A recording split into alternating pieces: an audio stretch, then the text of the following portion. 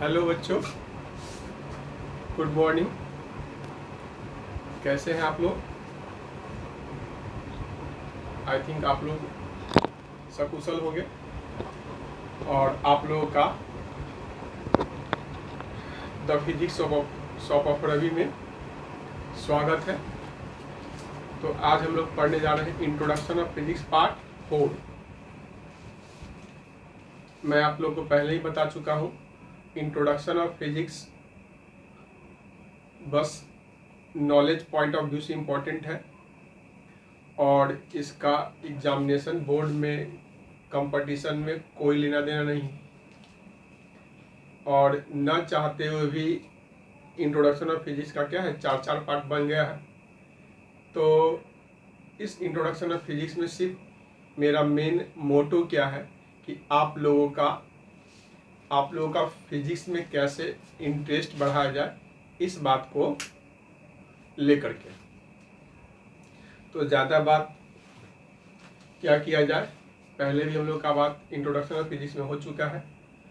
तो आज जो है इंट्रोडक्शन ऑफ फिजिक्स का लास्ट वीडियो है, अपलोड करने जा रहा हूँ और उम्मीद करता हूँ कि आप लोगों को अच्छा लगेगा।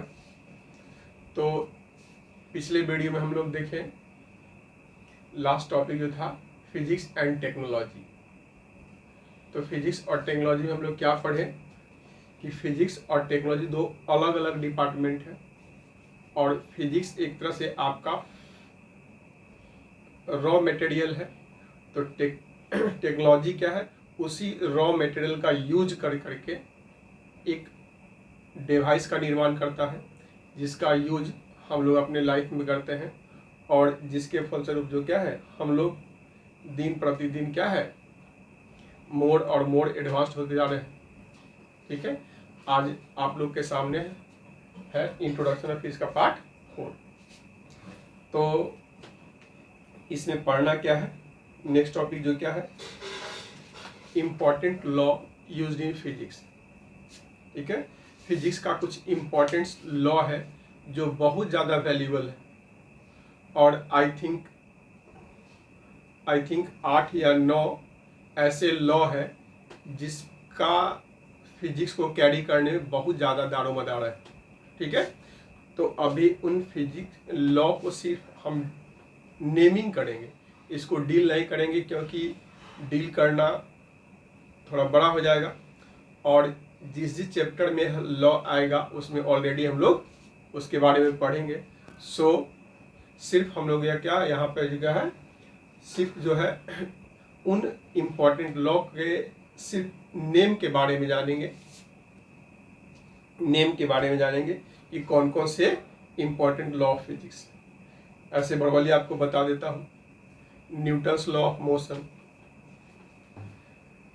Law of conservation of energy, law of conservation of momentum, law of conservation of angular momentum, work energy theorem, Gauss's law of electrostatics, Gauss's law of magnetism, Faraday law of electromagnetic induction और improved form of Ampere circuital law by Maxwell. यह 9 law जो है काफ़ी important है, जो physics में ऐसे तो इम्पोर्टेंट सभी है, लेकिन Newton's law of motion, law of conservation of energy, work energy theorem, law of conservation of momentum, law of conservation of angular momentum, ये 6 जो है आप लोग का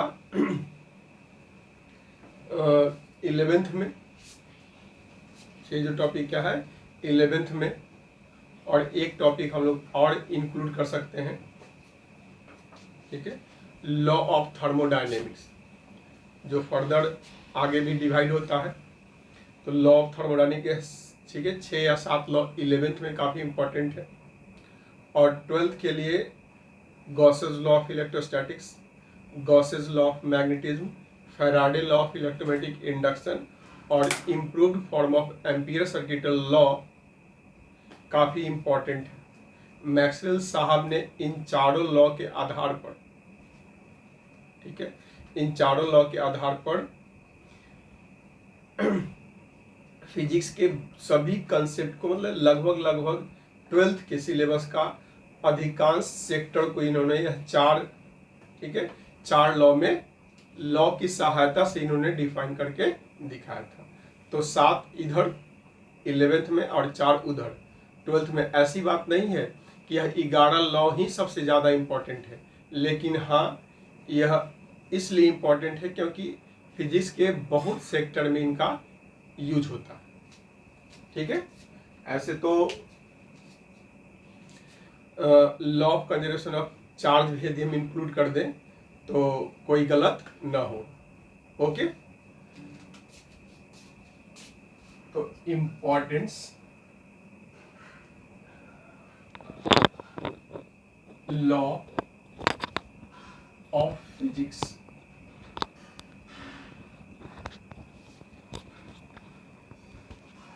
ठीक है। तो there are following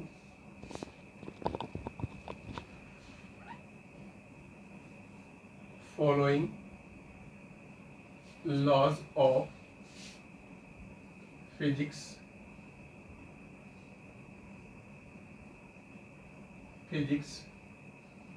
as given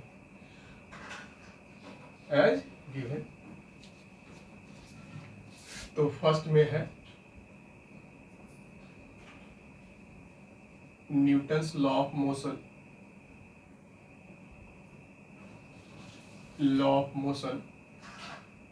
second हम लोग का हो जाएगा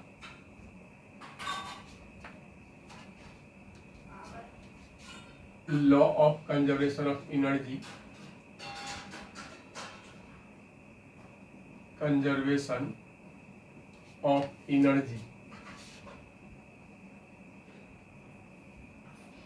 law of conservation of energy,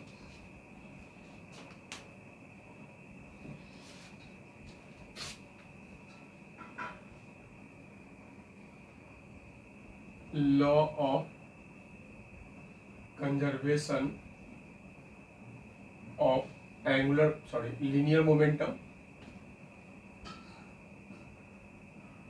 linear momentum,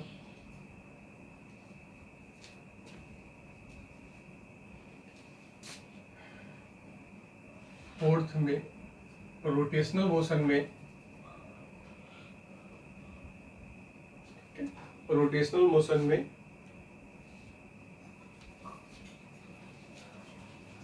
Newton's law of, ठीक है, linear motion,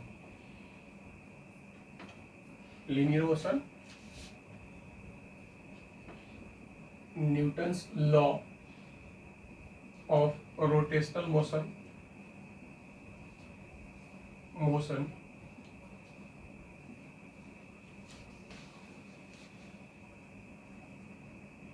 law of conservation of angular momentum, six में हम लोग का हो जाएगा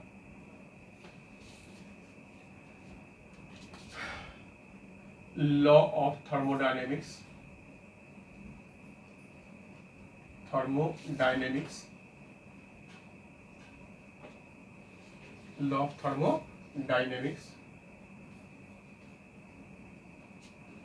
ठीक है। यह छह लॉ 11th के फिजिक्स के लिए बहुत ज़्यादा इम्पोर्टेंट है। प्लीज़ आप लोग यह ना समझ लीजिएगा कि यही 6 लॉ है जो फिजिक्स में, नहीं, सभी लॉ अपने आप में इम्पोर्टेंट है, लेकिन इनका उपयोग हमेशा कंसेप्ट को सॉल्व करने के लिए, कंसेप्ट को क्लियरिफाई करने के लिए, कंसेप्ट को एक्सप्लेन करने के लिए, एनालिसिस करने के लिए यह 6 लॉ जो है गाहे बगाहे बहुत जगह यूज होता है। इसी कारण हमने अपने अनुभव के आधार पर इनको इम्पोर्टेंट का क्रेडिट दिया। Okay, law of thermodynamics. अब यदि हम लोग 12th में चले जाएं तो उसमें भी कुछ लॉ ऐसे हैं जो काफ़ी ज़्यादा इम्पोर्टेंट है। 7वां में law of conservation of charge, conservation of charge,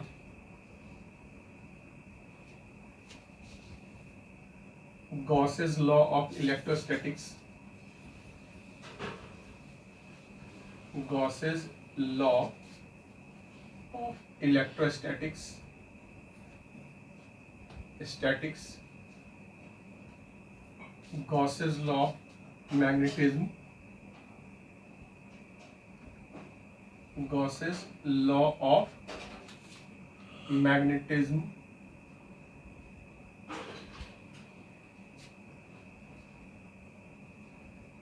Faraday's law of electromagnetic induction, electromagnetic induction,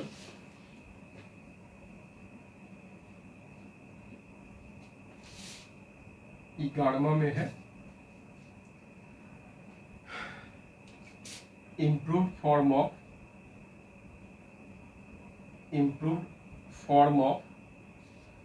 Ampere's circuital law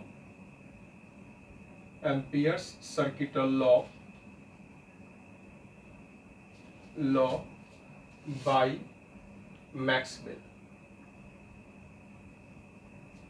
Maxwell साहब ने यह चारों लॉ को, मैक्सवेल साहब ने इन चारों लॉ को की सहायता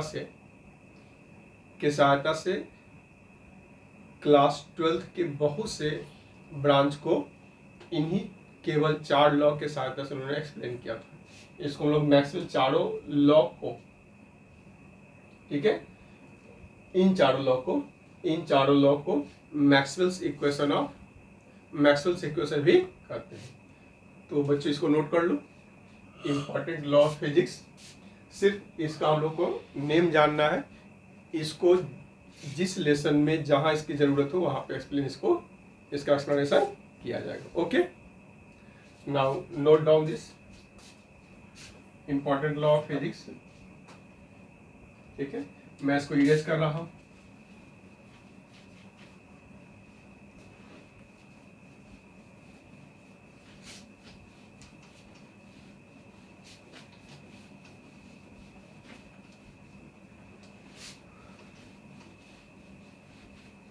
अब हम लोग आगे पढ़ेंगे, हम लोग नेक्स्ट पढ़ेंगे बेसिक लॉ ऑफ फिजिक्स। ठीक है, basic law of physics, laws of physics.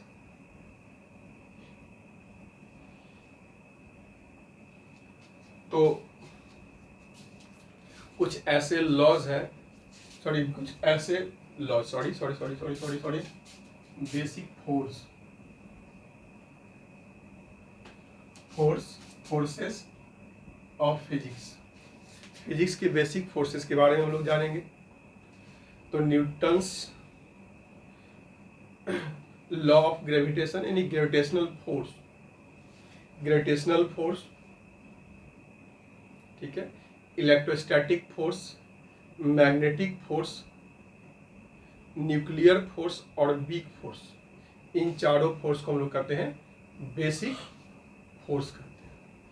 और फिर बच्चों आप लोग को मैं बताना चाहता हूं कि यह जो फोर्स जो है, सिर्फ इसका हम लोग यहाँ पर नेमिंग करेंगे। कुछ फोर्स को तो आप 11th क्लास से ही लोअर क्लास से ही जानते होंगे, और कुछ फोर्स को सिर्फ हम, ठीक है, समझा देंगे, क्योंकि इन सभी को डिटेल्स में हम लोग डिटेल्स में द फोर्स चैप्टर में पढ़ेंगे। ठीक है, तो बेसिक फोर्स ऑफ फिजिक्स क्या है? 5 है। ग्रेविटेशनल फोर्स, ठीक है, electric force, magnetic force, nuclear force, और 5वां क्या है? Weak force.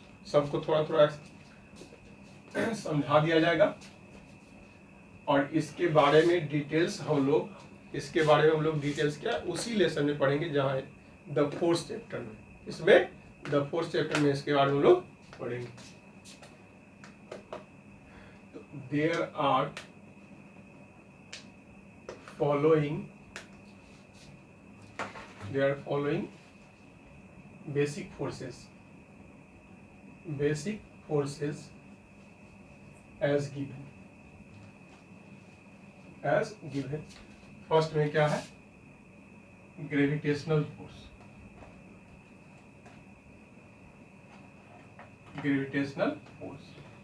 तो बच्चों यह आप लोगों को अच्छी तरह से मालूम हो ग्रेविटेशनल फोर्स क्या है। तो पूरे यूनिवर्स में प्रत्येक दो बॉडी के बीच एक अट्रैक्टिव फोर्स एग्जिस्ट करता है, उसी अट्रैक्टिव फोर्स को हम लोग कहते हैं क्या? Gravitational force. इस ग्रेविटेशनल फोर्स के कारण क्या है, हम लोग के यूनिवर्स का पूरा सिस्टम जो क्या है वर्क कर रहा है। जैसे कहने का तात्पर्य क्या है, पृथ्वी सूर्य के चारों तरफ घूम रहा है। क्यों? क्योंकि अर्थ और सन के बीच जो ग्रेविटेशनल फोर्स लग रहा है उसको काउंटर बैलेंस करने के लिए क्या है, काउंटर बैलेंस करने के लिए अर्थ जो क्या है सूर्य के चारों तरफ घूम रहा है। क्यों? क्योंकि जब सूर्य जो अर्थ जो है सूर्य के चारों तरफ रिवॉल्व करेगा, उस अर्थ पर बाहर की तरफ क्या है एक सेंट्रीफ्यूगल फोर्स लगता है, जो अंदर की तरफ इन बार डायरेक्शन में लग रहा है ग्रेविटेशनल फोर्स, उसको काउंटर बैलेंस करता है। तो ग्रेविटेशनल फोर्स पूरे यूनिवर्स में प्रत्येक दो बॉडी के बीच एक अट्रैक्टिव फोर्स एग्जिस्ट करता है, उसको हम लोग ग्रेविटेशनल फोर्स कहते हैं। इसके बारे में हम लोग लोअर क्लास में ही पढ़ चुके हैं और इसको इंट्रोड्यूस किए थे कौन? न्यूटन किए थे। ठीक है, अब यहाँ पर डील करने की कोई आवश्यकता आई थिंक नहीं। सेकेंड में बच्चों है इलेक्ट्रिक फोर्स कहो या इलेक्ट्रोस्टैटिक फोर्स कहो। इलेक्ट्रोस्टैटिक फोर्स, तो बच्चों इलेक्ट्रोस्टैटिक फोर्स क्या है? तो दो चार्ज के बीच, ठीक है, दो चार्ज के बीच अट्रैक्टिव या रिपल्सिव फोर्स मुझे लगता है, तो लगता है अट्रैक्टिव रिपल्सिव फोर्स लगता है, उसी फोर्स को हम लोग कहते हैं क्या? इलेक्ट्रोस्टैटिक फोर्स कहते हैं, जिसको हम लोग क्लास 12th में पढ़ेंगे अच्छे तरीका से। ओके, मतलब कि दो चार्ज के बीच जो फोर्स ऑफ इंटरेक्शन लगता है उसको हम लोग कहते हैं क्या? इलेक्ट्रिक फोर्स या इलेक्ट्रोस्टैटिक फोर्स। और इसको फ्लेमिंग जो क्या है इंट्रोड्यूस किए थे, कुलम्ब साहब ने इसको इंट्रोड्यूस किया था। बेंजामिन फ्रैंकलिन ने चार्ज के बारे में बताया था, और इलेक्ट्रिक फोर्स के बारे में जो क्या है कुलम्ब साहब का देन है। थर्ड में देखो बच्चों, थर्ड में है मैग्नेटिक फोर्स। तो मैग्नेटिक फोर्स क्या है? दो पोल के बीच लगने वाला फोर्स है। हालांकि बुक में क्या है बेसिक फोर्स के रूप में नहीं बताया जाता है, लेकिन जब चार्ज के रूप में हम लोग क्या है फोर्स को कंसिडर कर रहे हैं, तो आई थिंक मैग्नेटिक फोर्स को भी मतलब कि कंसिडर करने में कोई परेशानी की बात नहीं। फोर्थ में बच्चों है पोल के बीच लगने वाला फोर्स है, इसको भी कुलम्ब साहब ही इंट्रोड्यूस किए थे। फोर्थ में है न्यूक्लियर फोर्स।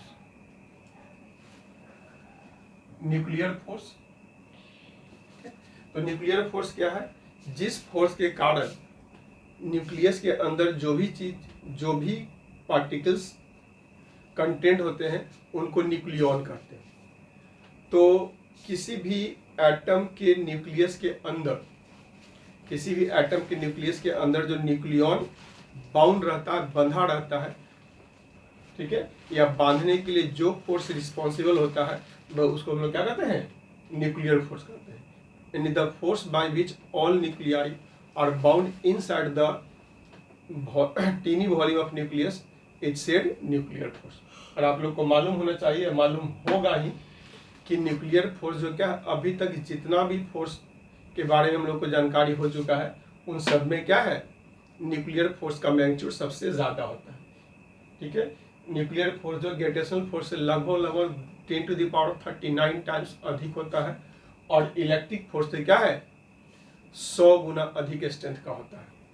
ठीक है, मैग्नेटिक फोर्स मान के चलो बच्चों या मान के न चलो, कोई मैटर नहीं करता है, बट फर्स्ट सेकेंड और फोर्थ जो क्या है बेसिक फोर्स है, और न्यूक्लियर फोर्स भी मान के भी चला जाए तो कोई प्रॉब्लम नहीं होगा। और पांचवा जो क्या है वीक फोर्स। वीक फोर्स, इन सभी फोर्स के बारे में हम लोग क्या है द फोर्स चैप्टर में पढ़ेंगे। वीक फोर्स क्या है, तो वीक फोर्स जो क्या है एटम के न्यूक्लियस के अंदर ही अकर करने वाला फोर्स है, ठीक है। तो जब प्रोटॉन का कन्वर्सन न्यूट्रॉन में होता है या न्यूट्रॉन का कन्वर्सन क्या है प्रोटॉन में होता है, इसको हम लोग कहते हैं बीटा प्लस डीके और बीटा माइनस डीके। तो जो फोर्स इलेक्ट्रॉन, प्रोटॉन, न्यूट्रॉन से इन्वॉल्व जो फोर्स है उन लोग को हम लोग क्या कहते हैं वीक फोर्स कहते हैं। कहने का तात्पर्य यह है कि इसको द फोर्स में अच्छे तरीके से डील करेंगे, क्योंकि इंट्रोडक्शन ऑफ फिजिक्स का पार्ट 4 हम लोग पढ़ रहे हैं जो बहुत ज़्यादा बड़ा हो गया है, इसी कारण इन सब की चर्चा द फोर्स में किया जाएगा। तो बीटा प्लस डीके और बीटा माइनस डीके दो प्रकार के रिएक्शन होते हैं। उन बीटा प्लस डीके और बीटा माइनस डीके को फॉलो करने के लिए या कंप्लीट होने के लिए जिस फोर्स की आवश्यकता होता है उसको क्या कहते हैं वीक फोर्स कहते हैं। तो 4 या 5 जो क्या है बेसिक फोर्स होते हैं। ओके बच्चों, नेक्स्ट टॉपिक देखो, ठीक है। System and environment. System and environment,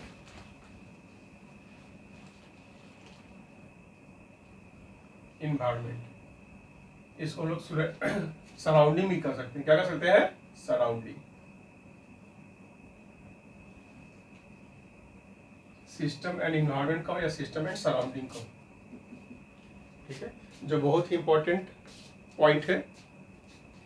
तो हम लोग सिस्टम कहते हैं किसको, जानना बहुत जरूरी, ध्यान से समझो बच्चों। तो सिस्टम पूरे यूनिवर्स का वह पार्ट है जिस पर हम लोग एनालिसिस कर रहे हैं। हम लोग अपना पूरा माइंड या पूरा एनालिसिस जिस पॉइंट पे फोकस किए हुए हैं उसी को हम लोग कहते हैं सिस्टम। सिस्टम यूनिवर्स का वह पार्ट है जिसमें किसी पार्टिकुलर पोर्शन पर, यूनिवर्स के एक पार्टिकुलर पोर्शन पर, पार्टिकुलर पार्ट पर हम लोग अपना एनालिसिस कंसंट्रेट करते हैं, उसी को हम लोग कहते हैं क्या सिस्टम कहते हैं।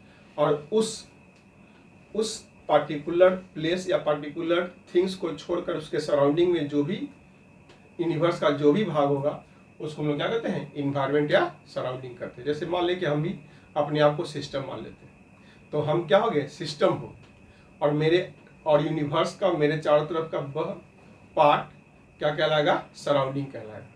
सिस्टम एक आदमी भी हो सकता है, पूरा अर्थ भी हो सकता है, और एक छोटा सा एटम्स भी हो सकता है। तो जिस पर हम लोग एनालिसिस परफॉर्म कर रहे हैं, जिस थिंग्स या प्लेस पर हम लोग अपना एनालिसिस कंप्लीट कर रहे हैं, उसी थिंग्स या प्लेस को हम लोग क्या कहेंगे सिस्टम कहेंगे। मेनली थिंग्स ही बोला जा सकता है। और यूनिवर्स का वह पार्ट जो सिस्टम के चारों तरफ है उसको हम लोग क्या कहेंगे इन्वायरमेंट या सराउंडिंग करते हैं। Okay, the system is part of universe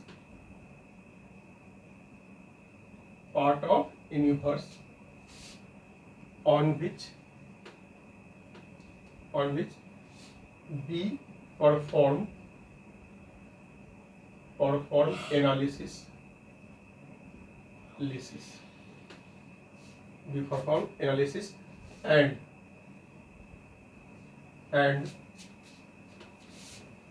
the part of universe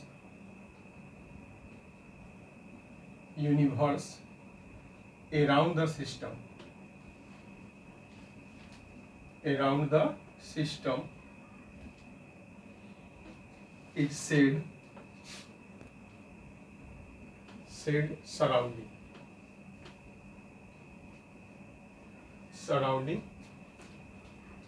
और environment।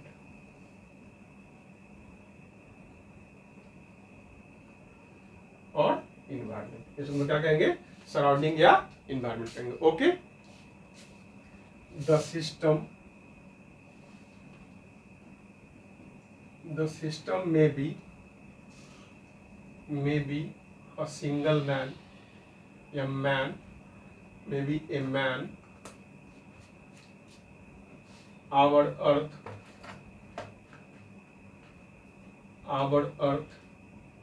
and even an atom etc। देखिए बच्चों, हम आप लोगों को भरवाली बता देते हैं। जैसे सपोज किए कि एक कार है,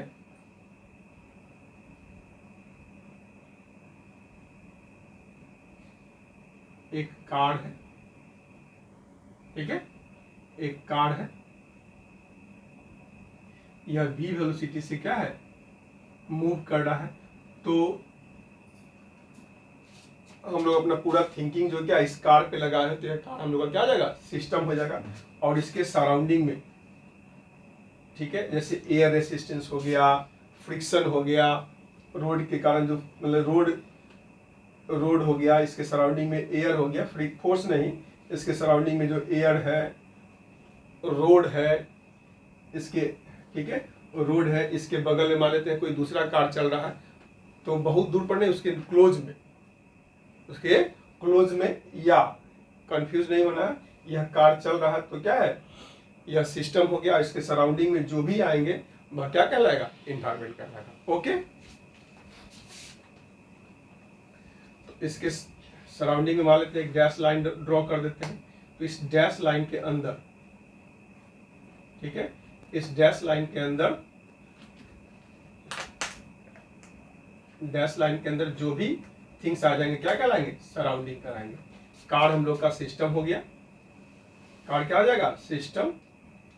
और इसके सराउंडिंग में डैश लाइन के अंदर जो भी हो जाएगा, इस डैश लाइन के अंदर जो भी हो जाएगा वह क्या कहलाएगा, सराउंडिंग। ठीक है बच्चों, तो सिस्टम समझना बहुत जरूरी है, बिकॉज जब हम लोग कॉलिजन पढ़ेंगे, सेंटर ऑफ मास पढ़ेंगे, तो बार बार सिस्टम का जो टर्म आएगा, इसलिए सिस्टम को अच्छे से समझ लेना है कि सिस्टम यूनिवर्स का वह पार्ट है जिसमें हम लोग अपना एनालिसिस परफॉर्म करते हैं, उसको क्या कहेंगे, सिस्टम कहेंगे। और उसके सराउंडिंग और यूनिवर्स का वह पार्ट जो उस बॉडी के सिस्टम के सराउंडिंग में होगा, उसको हम लोग क्या कहेंगे, इन्वायरमेंट या सराउंडिंग कहेंगे। ठीक है, नेक्स्ट टॉपिक देखो बच्चों, इसको वीडियो पॉज करके लिख लो। Okay,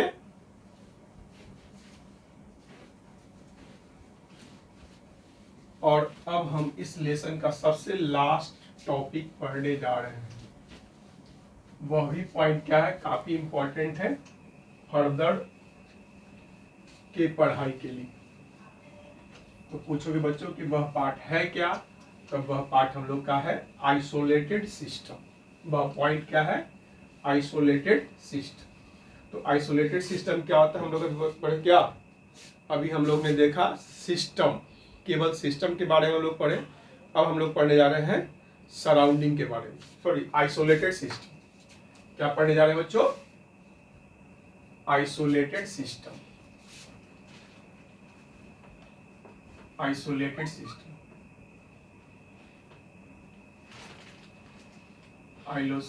isolated system. तो आइसोलेटेड सिस्टम क्या है, गौर से समझो। तो आइसोलेटेड सिस्टम क्या है कि वैसा सिस्टम जिसमें, ठीक है, वैसा सिस्टम जिसमें सराउंडिंग से एनर्जी मास का कम्युनिकेशन न हो, एनर्जी और मास का कम्युनिकेशन न हो, तो उसको हम लोग क्या कहेंगे, या चार्ज।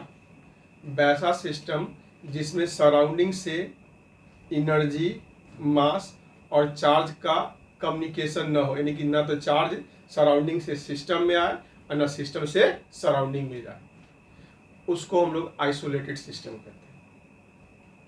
ठीक है, उसको हम लोग आइसोलेटेड सिस्टम कहते हैं। और इसके अलावा किसी सिस्टम को आइसोलेटेड होने के लिए एक क्राइटेरिया और है कि सिस्टम के सराउंडिंग में जो भी फोर्स है उसका सम जो क्या है, 0 माना जाता है। अब जैसे कहने का मतलब दो कार एक दूसरे से कोलाइड किया, जब दो कार एक दूसरे से कोलाइड करता है तो दोनों कार को हम लोग आइसोलेटेड सिस्टम मानेंगे। बच्चों पूछोगे कैसे? तो जब दो कार कोलाइड हुआ तो दोनों कार एक दूसरे पर जो फोर्स लगा रहे हैं उसके मैग्नीट्यूड के सामने एयर रेसिस्टेंस, जो अर्थ से जो फ्रिक्शन फोर्स लग रहा है, सरफेस से जो फ्रिक्शन फोर्स लग रहा है, वह एकदम नेग्लिजिबल होगा। तो यह भी क्या है, किसी बॉडी का आइसोलेट होने का एक और क्राइटेरिया है। तो पहले हम लोग देखते हैं कि आइसोलेटेड सिस्टम है क्या। तो the system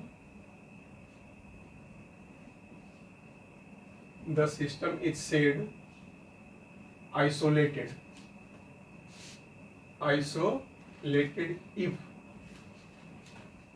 if there is no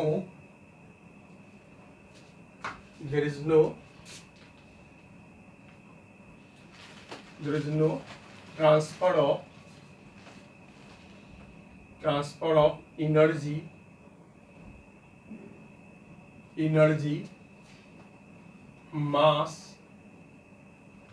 energy, mass and charge between system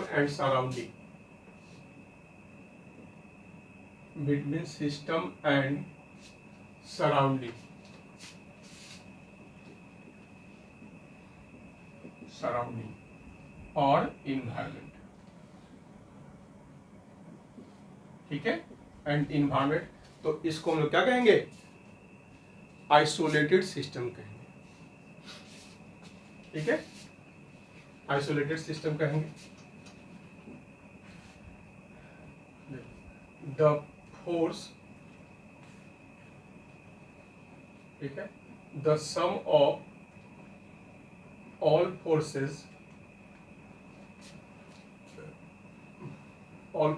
in surrounding, the sum of all forces in surrounding on system, acting on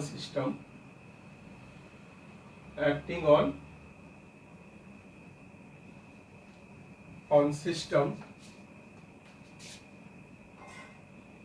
system is considered negligible।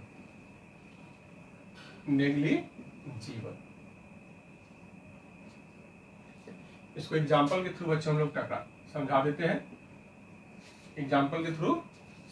हैं। तो क्या समझा रहे हैं, देखो बच्चों, क्या हम समझाने जा रहे हैं कि if two car collides with each other,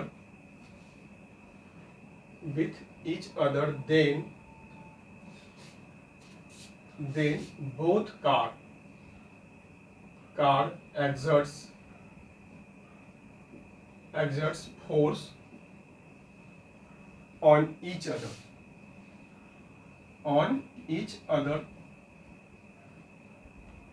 and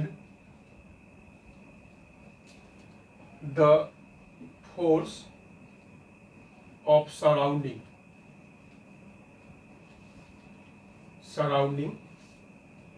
as air resistance,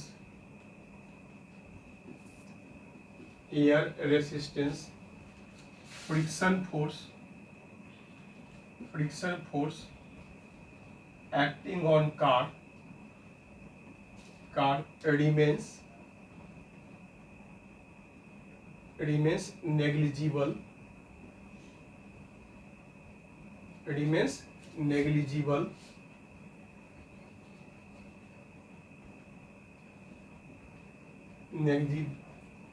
remains negligible ठीक है, with negligible in comparison of remains negligible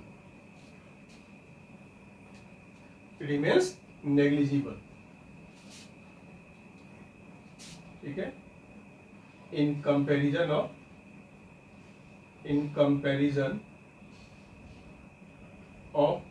force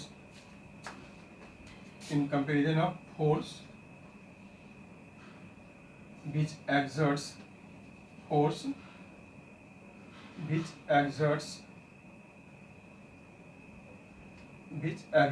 car on each other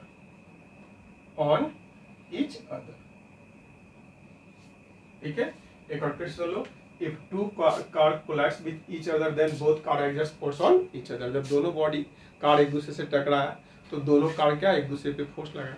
इसके अलावे उन दोनों कार पर फ्रिक्शन फोर्स लग रहा है, ऊपर से एयर रेसिस्टेंस लग रहा है, लेकिन यह फ्रिक्शन फोर्स और एयर रेसिस्टेंस जो लग रहा है जो दोनों कार एक दूसरे पर जो कोलाइडिंग के दौरान जो फोर्स लगा उसके समक्ष क्या है, वह नेग्लिजिबल, ठीक है। On each other and the force surrounding as air resistance and friction force acting on car remains negligible in comparison of force which exert on each other. दोनों कार एक दूसरे पर जो फोर्स लगा रहा है उसके रिस्पेक्ट में क्या है, एयर रेसिस्टेंस का और फ्रिक्शन फोर्स का कोई वैल्यू नहीं है, तो दोनों कार को हम लोग क्या कहेंगे, isolated system. Thus, both cars are said, both cars are commonly said isolated system।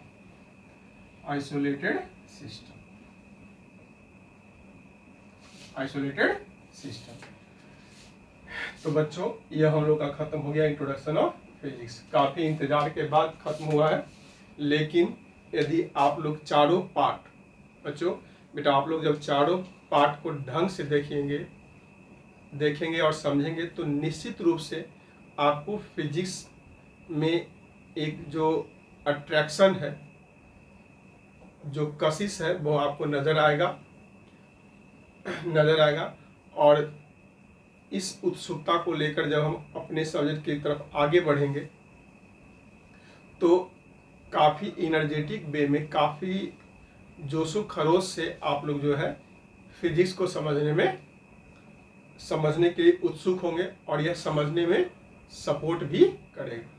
Thanks for watching, best of luck.